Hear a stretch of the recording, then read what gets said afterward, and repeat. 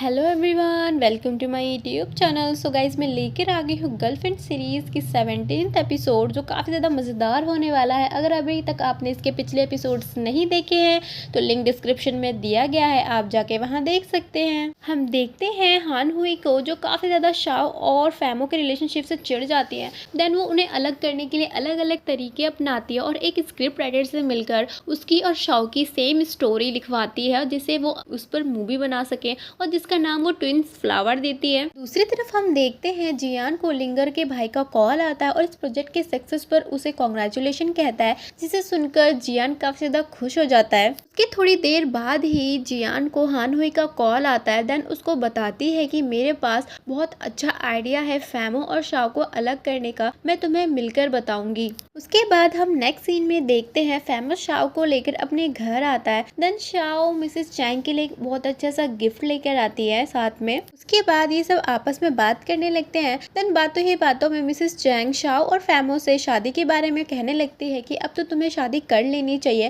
Then शादी का नाम सुनते ही फैमो और शाओ काफी ज्यादा शॉक्ड हो जाते हैं। देन शाओ कहती है मैंने तो अभी तक शादी के बारे में कुछ सोचा ही नहीं है, क्योंकि मैं अभी काम कर रही हूँ। देन मिसेस चैंग फैमो को कहती है कि तुम इसको ऑफिशियली प्रपोज करो और कहते हैं कि मैं चाहती हूँ कि तुम दोनों एक हो जाओ। देन ये सब सुनकर फैमो और शाओ काफी ज्यादा खुश हो जाते हैं। के बाद हम देखते हैं हान हुई जियान को बुलाकर उसे ट्विन फ्लावर की स्टोरी देता है। देन उसे कहती है कि एक एक्ट्रेस तो मैं हूँ और दूसरी मैं शाओ को बनाना चाहती हूँ। अब तुम्हें कैसे भी करके शाओ को कन्विंस करना है, अब वो तुम्हारे ऊपर है और हम लोग इससे फैमो और शाओ को अलग कर देंगे। देन जियान ये सब करने से मान जाता है और उसे कहता है तुम टेंशन मत लो, मैं शाओ मूवी के लिए मना लूंगा। दूसरी तरफ हम देखते हैं मिसेस चैंग फैमो और शाओ को बुलाकर लंच पर खाना खाती है। नेक्स्ट सीन में हमें दिखाया जाता है यांशु की मॉम को, जो जैसे तैसे जिया का पता लगाकर उसे बुलाती है एक पार्क में एंड उससे बात करती है कि तुम्हारा और मेरे बेटे का कोई मेल नहीं है, सो प्लीज तुम मेरे बेटे का पीछा छोड़ दो, तुम उससे ब्रेकअप कर लो। मैं अपने बेटे की शादी अपनी फ्रेंड की बेटी से कराना चाहती हूँ जो डी है, और वो लोग बहुत अच्छे भी है, उसके लिए परफेक्ट भी है वो। देन अगर मैं अपने बेटे से बोलूँ वो तो कभी तुम्हें छोड़ेगा नहीं और मेरी बातें मानेगा नहीं, तो मैं प्लीज तुमसे रिक्वेस्ट करती हूँ तुम मेरे बेटे को छोड़ दो और तुम उससे ब्रेकअप कर लो। देन जिया सारी बातें सुनती है बट वो कुछ बोलती नहीं है। देन वो चुपचाप वहां से चली जाती है। उसके बाद जियान शाओ को मूवी के लिए कॉल करता है और उसे कहता है कि मैं तुम्हारे लिए एक ऑफर लाया हूँ जो तुम्हें काफी ज्यादा पसंद आएगा। देन शाओ बदले में जवाब ये देती है कि तुम जो स्क्रिप्ट है वो जिन को सेंड कर दो, मैं उसके बाद ही तुम्हें पढ़ के बताऊंगी कि वो मैं करूंगी या नहीं करूंगी। उसके बाद हम देखते हैं यांशु और जिया एक ब्यूटीफुल सी डेट पे आते हैं, बट जिया उसे कुछ भी नहीं बताते कि उसकी मॉम ने मिलकर उससे ब्रेकअप करने को कहा है और वो इसके साथ स्माइल्स के साथ डेट को एंजॉय भी करती है। नेक्स्ट सीन में दिखाया जाता है जिन ट्विन फ्लावर की स्क्रिप्ट पढ़कर फैमो को बताती है कि इसमें हान हुई मेन एक्ट्रेस है। देन फैमो इस हक में नहीं होता कि हान हुई शाओ एक साथ काम करेंगे। देन वो ये सब करने से मना कर देता है कि शाओ इस मूवी में काम नहीं करेगी, अगर शाओ इस मूवी में रहेगी तो शाओ के साथ कुछ न कुछ बुरा हो ही जाएगा। दूसरी तरफ जियान शाओ को कॉल करके कहता है कि इसकी दूसरी फीमेल एक्ट्रेस हान हुई है। देन ये सब सुनकर शाओ काफी ज्यादा सोचने लग जाती है और उसे तभी जवाब नहीं देती। देन उसे कहती है कि मैं ये सारी बातें पहले फैमो से डिस्कस करूंगी, अगर उसने हाँ बोला मैं उसके बाद ही मैं तुम्हें आगे बताऊंगी कि मैं ये करूंगी या नहीं करूंगी। देन जियान कहता है ओके, जो भी लेना सोच समझ कर फैसला लेना। देन वो फोन कट कर देता है। अब हम देखते हैं कि जियान ऑफिस में आते हैं यांशु को। देन यांशु और डी को एक साथ देखकर उसे काफी ज्यादा बुरा लगता है। देन मन ही मन सोचने लगती है शायद इन लोगों का मैच बिल्कुल ठीक है, उसकी मॉम बिल्कुल ठीक बोल रही थी। देन वहाँ से वो चली जाती है और घर पहुँचते ही यांशु को ब्रेकअप करने का एक मैसेज दे देती है। देन जैसे ही यांशु उसके मैसेज देखता है वैसे वो परेशान हो जाता है और उसके घर जाके डोरबेल बजाने लगता है और उसे पूछता है तुमने मेरे साथ ऐसा क्यों किया और तुमने ब्रेकअप करने की कैसे सोची, और उसे कहता है कि अब जो तुम मेरे बारे में गलत सोच रही हो अब मैं तुम्हें प्रूव करके दिखाऊंगा। देन वहाँ से चला जाता है। दूसरी तरफ शाओ इस मूवी में काम करने के लिए बिल्कुल तैयार होती है, बट फैमो शाओ को उस मूवी में काम करवाने के लिए बिल्कुल रेडी नहीं होता। उसे डर होता है कि हान हुई उसे कोई नुकसान ना पहुंचा दे और उसे ये कहती है कि तुम टेंशन मत लो, मैं अपने आप का ध्यान रख सकती हूँ, हान हुई मेरा कुछ भी नहीं कर सकती और इस मौके से मैं इस इंडस्ट्री में प्रूव कर सकती हूँ अपने आप को। के बाद फेमो और क्वेरी करने के लिए हानहुई को कॉल करता है। देन उसे पूछता है कि तुम क्यों शाओ को इस मूवी में काम करवाना चाहती हो, तुम्हें तो और भी कई ज्यादा एक्ट्रेस मिल जाएंगे। देन हानहुई उसे ये कहती है कि शाओ की शक्ल मुझसे मिलती है, जिससे हमारा जो कॉन्सेप्ट है ट्विन फ्लावर वो बिल्कुल भी परफेक्ट बैठता है, इसलिए मैं शाओ को इस मूवी में काम करवाना चाहती हूँ। फेमो को तो हानहुई की वजह से शाओ को इस मूवी में काम कराने का बिल्कुल भी दिल नहीं था, बट शाओ का दिल रखने के लिए वो उस मूवी में काम कराने के लिए मान जाती। उसके बाद हम देखते हैं जिया और शाओ आपस में बातें कर रहे होते हैं। देन आपस में अपनी अपनी प्रॉब्लमों को शेयर भी करते हैं साथ में। फेमो काफी ज्यादा सोचने के बाद अब शाओ के पास आता है। देन उसे मूवी में काम करने के लिए इजाजत देता है। ये सब सुनकर शाओ काफी ज्यादा खुश हो जाती है और उसे गले लगा लेती है। बट फेमो कहता है मैं तुम्हें इजाजत तो दे रहा हूँ, बट तुम्हारे साथ 2 बॉडीगार्ड भी भेजूंगा जो तुम्हारे ऊपर हमेशा नजर रखेंगे और तुम्हारी सेफ्टी भी रहेगी। इसके बाद हम देखते हैं मिस्टर ली ये सब सुनकर सोचते हैं कि हम प्रोफेशनल के नाते अब इस मूवी को मैं ही कास्ट करूंगा और किसी को कास्ट नहीं करने दूंगा। नेक्स्ट सीन में दिखते हैं कि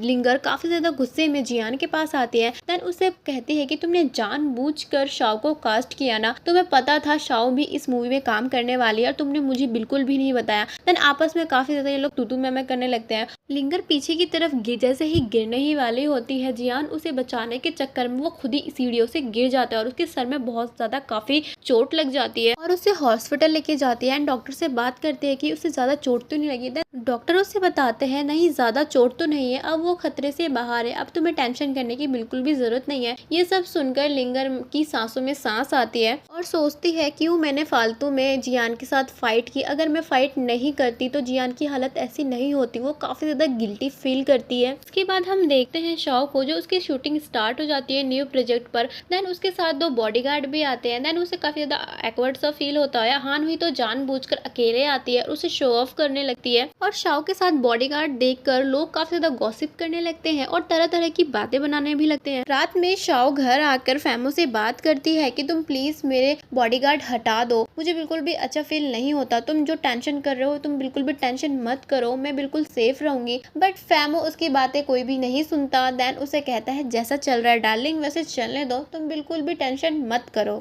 गार्ड्स तो बिल्कुल भी नहीं मानते, जहाँ शाओ जाती है उसके पीछे पीछे जाती है। देन ये सब देखकर शाओ काफी ज्यादा परेशान और इरिटेट हो जाती है। उसके बाद वो फेमो को बुलाकर उसे काफी ज्यादा रिक्वेस्ट करती है और कहती है प्लीज तुम मेरे पीछे से ये गार्ड हटा दो, मुझे बहुत एक्वर्ड फील होता है और मैं काम में बिल्कुल फोकस नहीं कर पा रही हूँ। देन बहुत ज्यादा रिक्वेस्ट करने पर फेमो मान जाता है और उसे गले से लगा लेता है और गार्ड्स को हटा भी देता है। उसके बाद हम देखते हैं फीमो और शाओ को जो आपस में बात कर रहे होते हैं। देन फेमो सोचता है कि अब मैं इसे प्रपोज करूंगा, अब बहुत हो गया। देन वो किसी न किसी बहाने से शाओ की फिंगर का माप लेता है रिंग बनवाने के लिए और बातों ही बातों में शाओ उससे तभी पूछ लेती है कि तुम्हें ऐसा लगता है कि मेरी शक्ल हानहुई से मैच होती है, तुम बताओ प्लीज। देन फीमो उसकी बातों को कोई भी जवाब नहीं देता। देन बातों ही बातों में उसकी बातों को डाइवर्ट करके किसी और टॉपिक में बात करने लगता है। नेक्स्ट डे हम देखते हैं हानहुई अपने सोशल मीडिया अकाउंट पर एक पिक्चर पोस्ट करती है जो कि हूबहू शाओ की तरह लगती है। देन जैसे ही शाओ उस पिक्चर को देखती है बिल्कुल शॉक्ड हो जाती है और सोचते है ये तो बिल्कुल मेरी तरह दिखती है। और उसके बाद वो जानबूझकर शाओ के जैसे ही सेम कॉस्ट्यूम पहन कर आती है जो कि बिल्कुल भी स्क्रिप्ट से अलग होती है। देन सभी लोग गॉसिप करने लगते हैं और सोचते हैं कि